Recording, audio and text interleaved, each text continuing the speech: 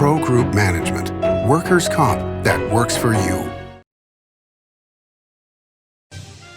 Welcome to Nevada Newsmakers. On the broadcast today, she played a leading role in the Democratic National Convention, and she's on the program today, State Senator Yvanna Cancela, here for the whole show on an all-new Nevada Newsmakers.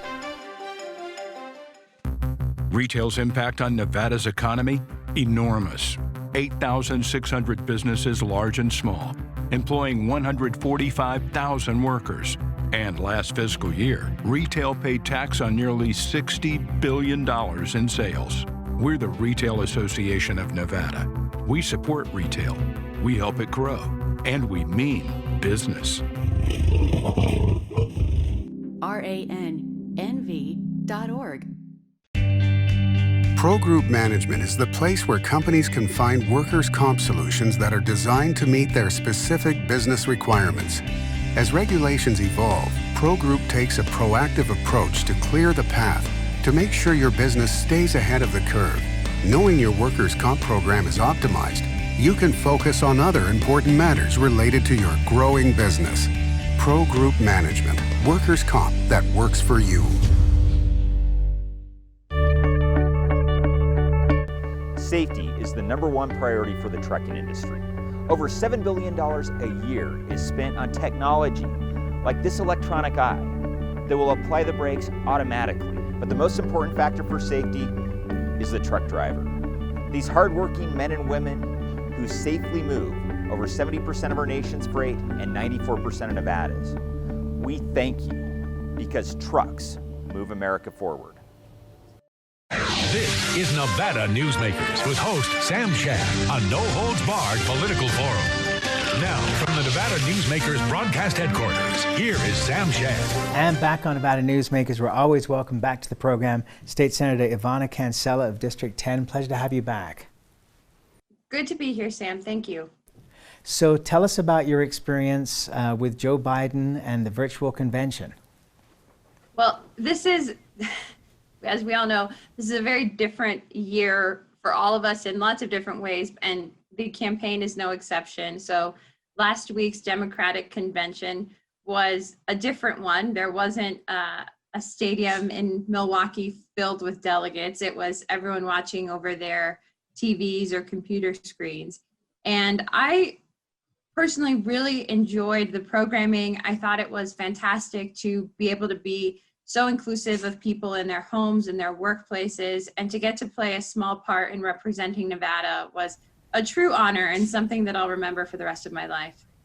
You know, one of the things that so many people have told me about doing things like this over Zoom is that they're getting a kick out of seeing people's homes, people's locations, and that's become as much a part of the entertainment as anything else. I think it's beneficial for the conventions, which rambled on for days with all kinds of speakers on both Republican and the Democratic side, that only the truly faithful were going to watch from 7 in the morning till midnight. So I think from a programming point of view, this has made a lot more sense. But let me ask you a couple of specific questions. You've been a big supporter of Joe Biden pretty much from the beginning. Why Joe Biden when there were so many other choices?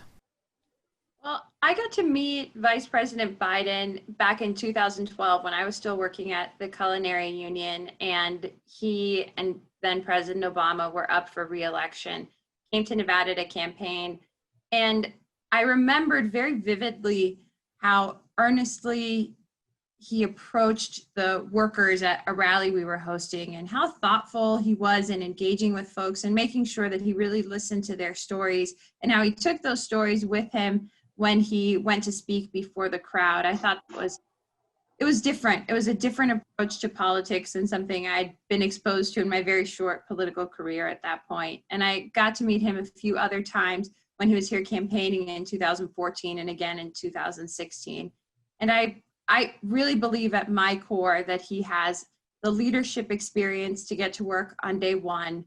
I believe that he has the empathy to bring our country back together and to work with people who are looking to make sure that our country gets back on track, that we really work to heal the divides that have been sowed over the last 4 years. I believe he's the right person to do that. So when he called during the primary, as other candidates did, to talk about Nevada and what should happen here, I briefly interrupted him and I said, Mr. Vice President, I believe in two pillars as the core of politics. It's leadership and loyalty.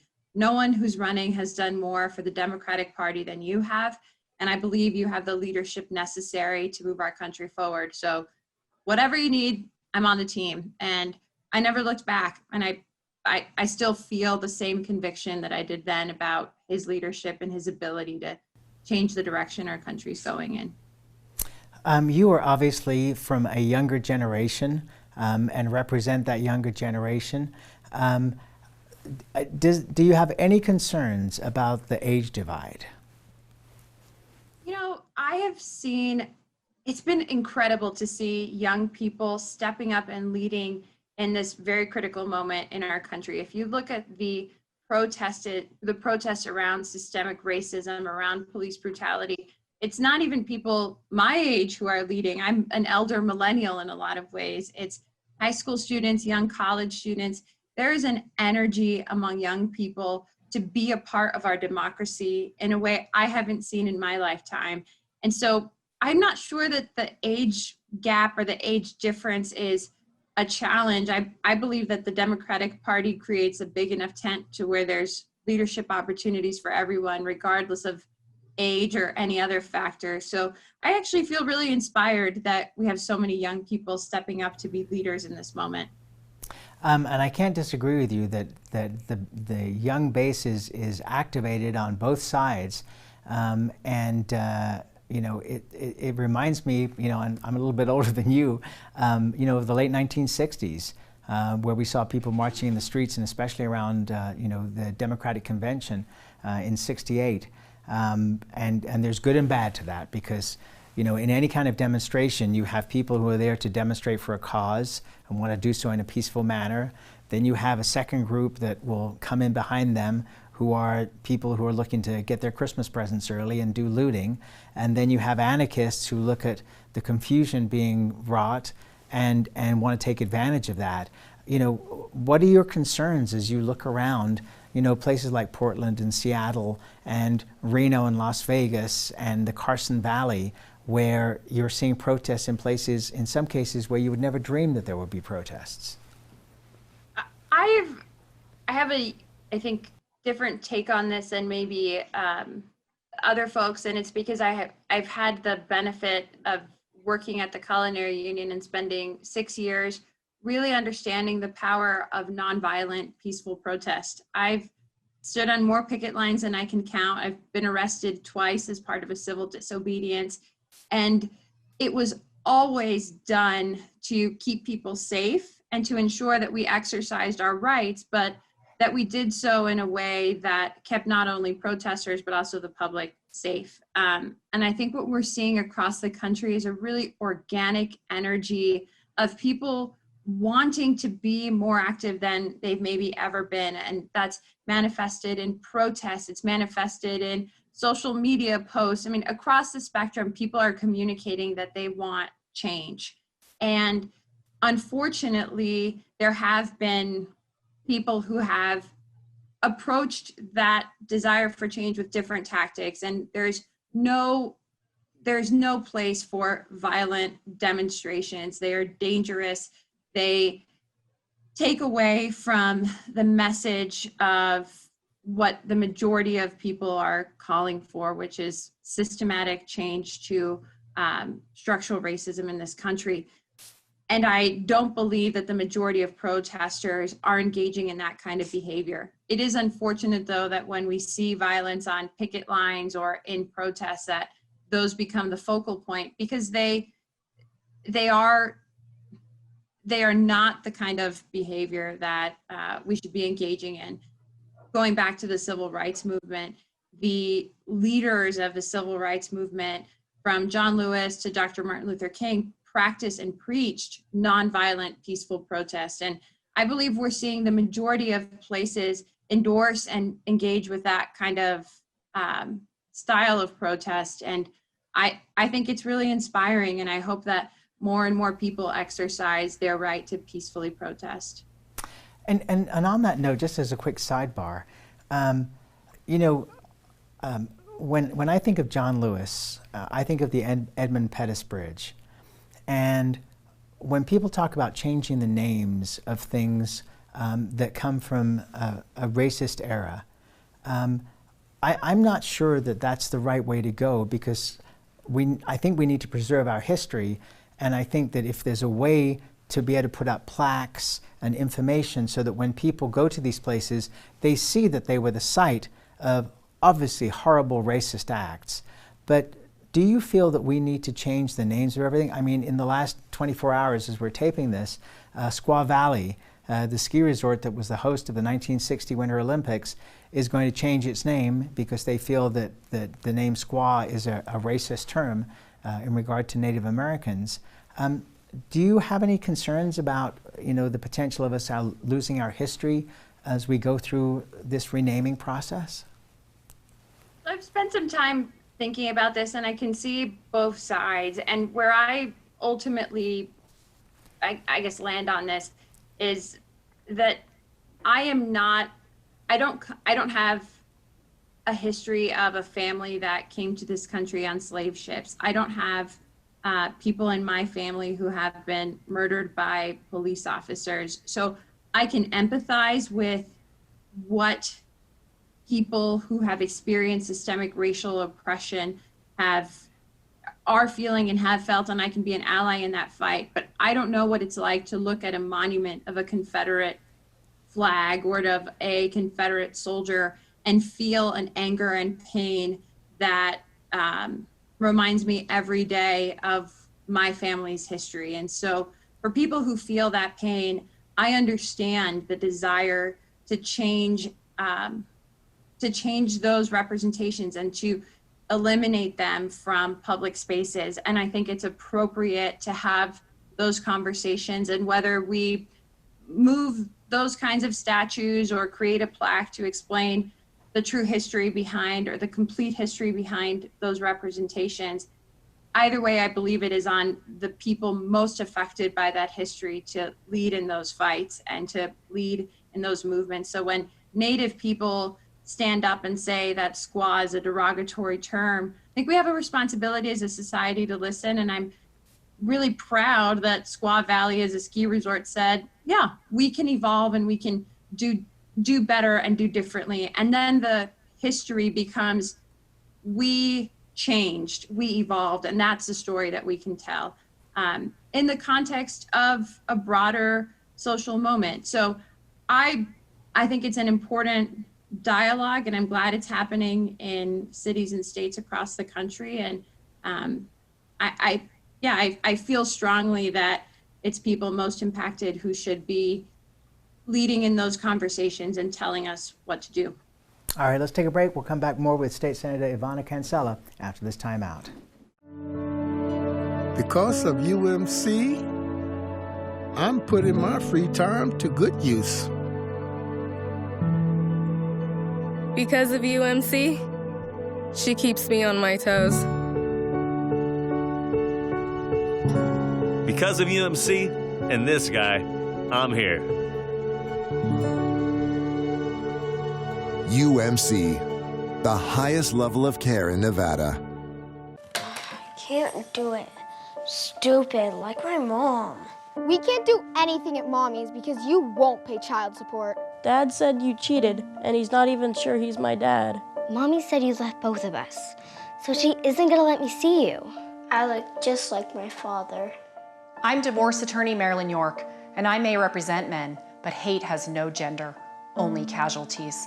Please, stop sacrificing your children in your war against your ex. The signs and symptoms of cataracts can start out small with subtle changes in your vision. So don't wait. Be proactive and take your vision into your own hands. If you're experiencing the onset of cataracts or just have questions, contact your eye care professional or call Eye Care Associates of Nevada today. Dr. Hiss has years of experience specializing in the surgical correction of eye disorders and has completed over 84,000 vision correcting procedures. At Eye Care Associates of Nevada, we'll change the way you look at the world.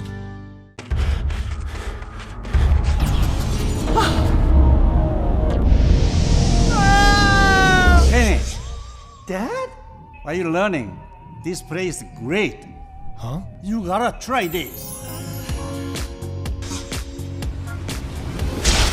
Wow, this stuff is great. People are gonna love it. Yes. Yes, they will.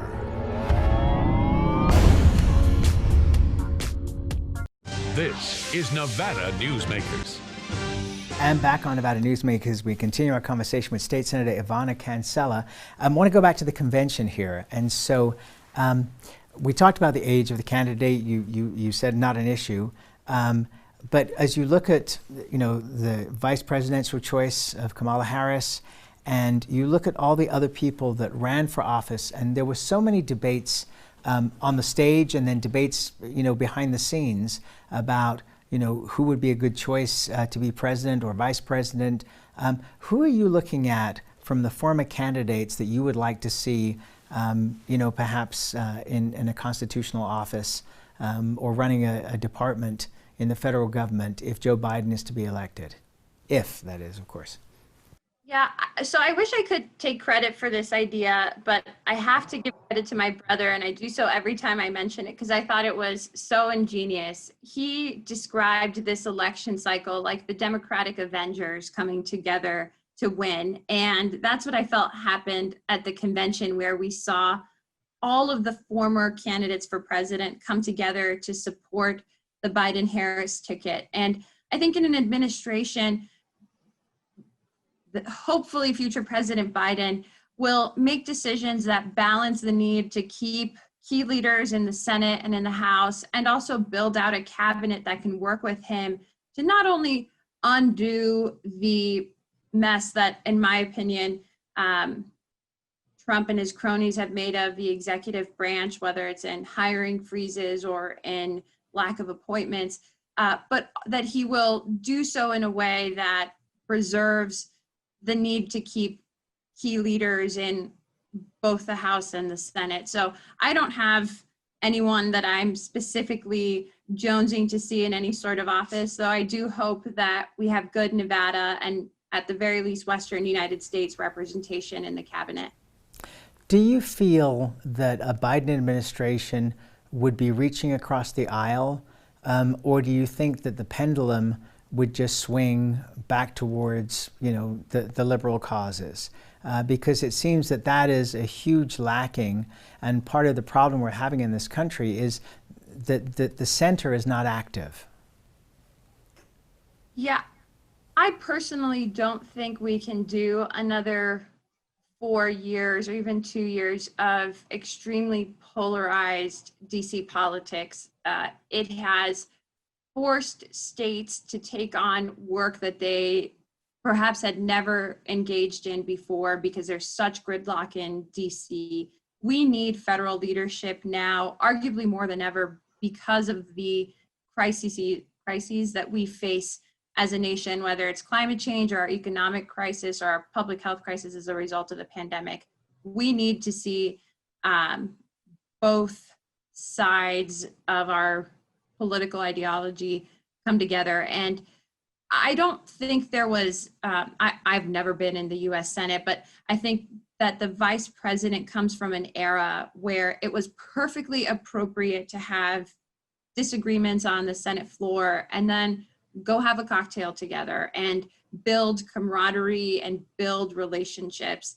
And one of the videos that stood out to me from the convention was the one about Senator McCain and Vice President Biden's friendship, and it described exactly this. I think he's equipped to not only do the work to start to force a conversation where both sides are able to share ideas in a respectful manner, but to also ensure that he works within the system of our House and Senate to bring people to the table. And it's what he's done as a politician throughout his entire history in public office. And I believe it's what he'll do as a president. And I believe it's why we've seen a large number of Republicans endorse him for the presidency. I think it's because they believe that things can be different. Do you think that's as much a pro-Trump vote as, a pro-Biden vote as it is an anti-Trump vote, though? when those Republicans are crossing the aisle, in the same way that you saw with Harry Reid and Sharon Angle. Sig Rogich, a leading Republican of many decades, formed Republicans for Reid. Yeah, either way, it is a pro-Biden vote, whether it's motivated by a sentiment that Trump is no longer equipped to lead this country, perhaps never has been, or the belief that Joe Biden is best equipped. Whatever the motivation is, voting for Joe Biden is an affirmation that he will do a better job than Donald Trump, that he's prepared to lead the country in this moment. So I'm not sure that it matters what the motivation is. It just matters what box gets checked on that ballot. All right, let's take another break. We'll be back with State Senator Yvanna Cancela after this timeout. Dimitri Prine here for Design Outdoor. Come visit Design Outdoor's store and backyard to see our wide selection of fire pits, barbecues, and pizza ovens, natural stone water features and fountains, and frost-proof pottery. Our store and backyard are located at 11600 South Virginia, just north of DeMonte Ranch Parkway. Visit designoutdoor.com or call us at 851-9499. One of the most psychologically damaging things parents can do to children in divorce is disparage one another, which is why I can't believe I even have to make this commercial. Half of your kids' genetics come from this person you're spewing hate about. Your children have the right to love you both, but more than that, they deserve to love themselves. Marilyn York might be a men's rights divorce attorney, but this is for every selfish parent. Shut up!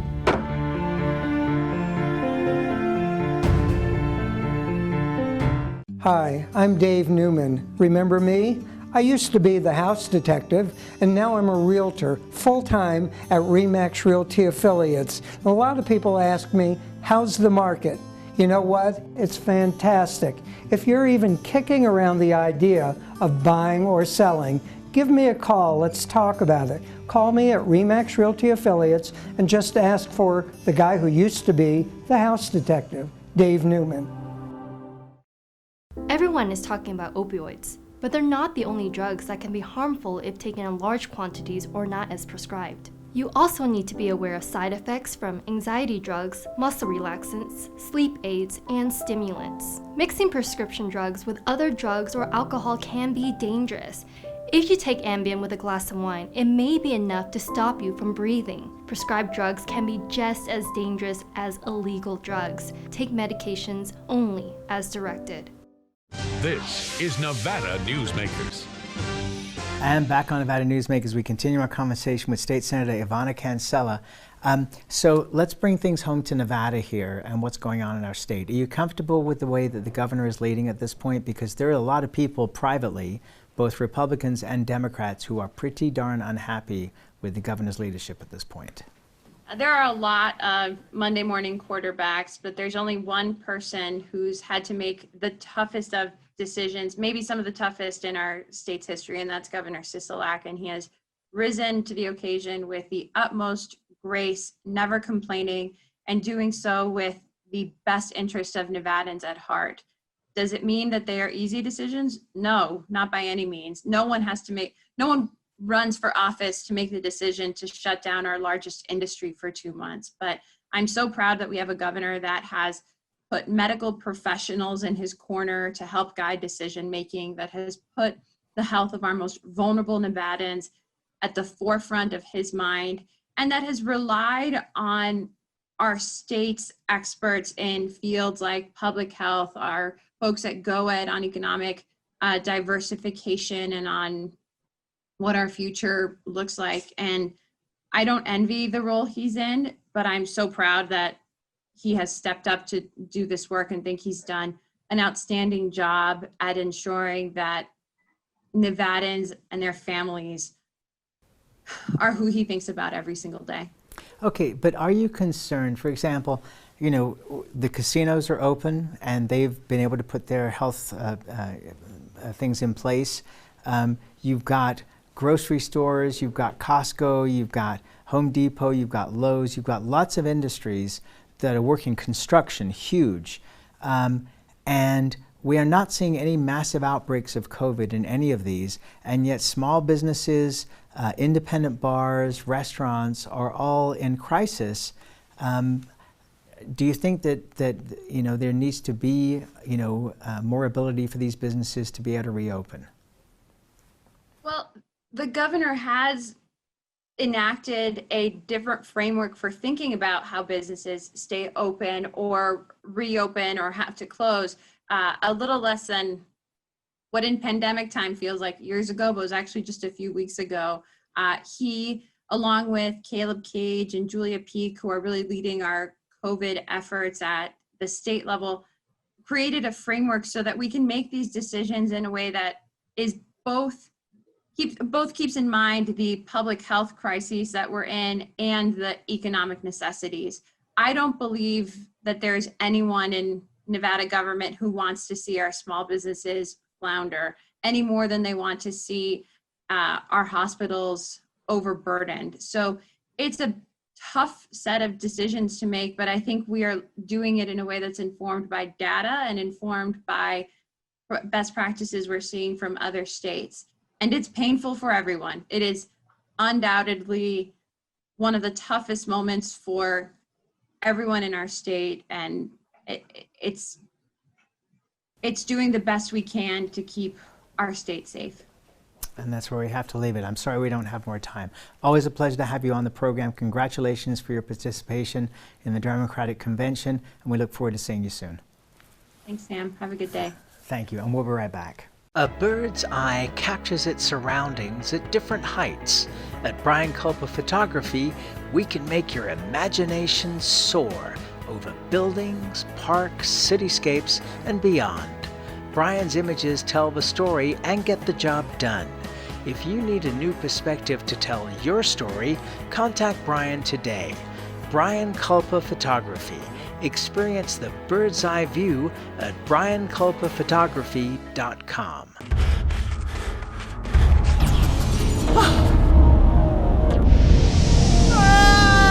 Kenny! Dad? What are you learning?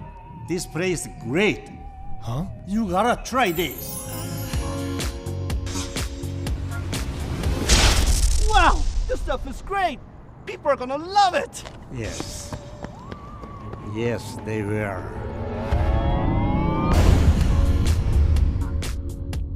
As you know, Reno is booming. Toll's development company is helping it grow with insightful design and development, building community with every project, adding beauty, adding excitement, emphasizing our shared humanity. Reno is becoming bigger. Toll's development is helping it become better, more livable, more enjoyable. To learn more, go to tollsdevelopment.com. tollsdevelopment.com. Pro Group Management specializes in providing industries with the necessary components to satisfy and exceed workers' comp requirements. Every business has unique needs and specific regulations. Pro Group Management stays ahead of the curve, providing up-to-date services to keep your industry in top form. Discover how we simplify your tasks, improve efficiency, and reduce expense to keep you moving in a positive direction. Pro Group Management. Workers' comp that works for you. Watch Nevada Newsmakers on YouTube. You can do that now these days. We'll see you on the next broadcast.